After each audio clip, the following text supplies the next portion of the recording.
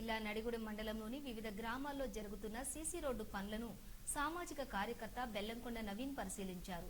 CC road పనులు కోదాడ నియోజకవర్గంలోని ప్రతి గ్రామంలో ముమ్మరంగా ప్రారంభిస్తున్నారని, అయితే దీన్ని అలుసుగా చేసుకుని కాంట్రాక్టర్లు నాణ్యత లేని సీసీ రోడ్డు పనుల్లో కొలతలు, కొలమానాలు, సరైన నాణ్యత, హెచ్చుతగ్గులు పాటించకుండా నాసీ రకం సిమెంటు వాడుతూ హంగు హార్బాటం చేసుకుంటూ సీసీ రోడ్డు పనుల్లో ఇసుక లేకుండా డస్ట్ వాడి చేతులు దులుపుకుంటున్నారని అన్నారు.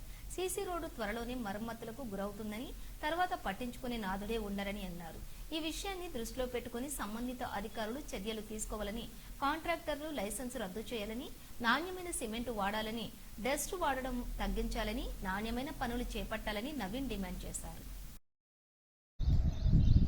సామాజిక కార్యకర్త అయితే ముఖ్యంగా తెలంగాణ రాష్ట్ర వ్యాప్తంగా అనేక అభివృద్ధి పనులు జరుగుతూ ఉన్నాయి.